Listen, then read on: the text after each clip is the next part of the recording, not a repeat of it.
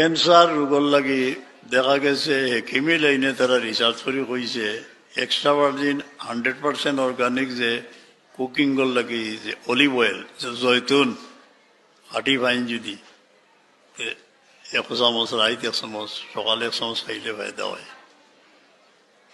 পাথর হয়ে গেছে, পাথরের লাগি এক দোয়া আমরা দেই ইসিনে আসিনো আছে, আরো আছে মদিনা শরীফের সৈয়দ সাহেব খুঁজে দিছইন আজকাল আগে হয়তো পরীক্ষা কোনো আসিল না, মানুষের পাথর লইয়া আটিছইন, কোনো বাধা হয়েছে না, মরবার সময় মরি গেছে কারণ গেলেও কয় পিতরে পাথর হয়ে গেছে, আচ্ছা ঠিক আছে।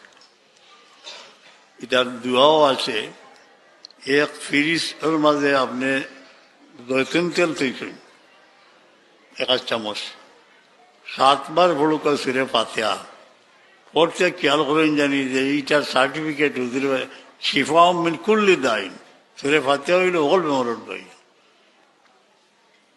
আলাম তারা বড় করে 3 বার কইছেন। এগুলো যে বিহিজারাতি মিন সিজিল পাত্রের লোকের সম্পর্ক আছে, লীলা বড় 3 বার লীলা এগো অনেক সময় গোসা লাগিলে গিয়া দেখা যায় পড়ি হাতে এলে গোসা ছুটি যায় গিয়া, হ্যাঁ পুয়া দিতে আগে। আরো জনের রায় ধরতে সময় বড় দুঃখের মধ্যে আসেন, একজন বেমারি সক্রান্ত ভরি দিয়েছেন গড়, আরো অনেক টেজিটি দুঃখ। এই চিন্তা করডা যে আল্লাহ আমি বেমারি লই কিটা করলে তুমি খুশি হইবে, ও চিন্তা তাই আসেন। হ্যাঁ, কত বেমারি আজারি মানুষ মাইকর উপদ্রব সহ্য করিয়া জীবিত আছে, এটা হইয়া লাভ নাই। ও 7 বার সুরে ফাতিহা, 3 বার আলামতারা, 3 বার মদিনা শরীফ সুয়েচ্ছে হইয়া দিয়েছেন। এটার একটা ফল আছে, ফাত্তর হয়ে গেলে গিয়া মানুষের হইয়া দিন জানে সুরে ফাতিহা বলি পানি খাইবা।